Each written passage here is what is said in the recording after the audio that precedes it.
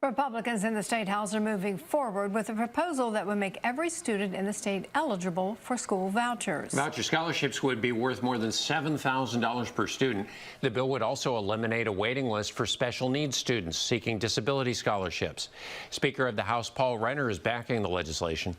This is really about making sure that there's increased competition, and we're always striving to do better. And I like the word thrive in this school because we want our kids to thrive.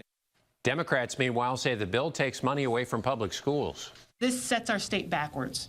This is school choice for schools and not for Florida's families.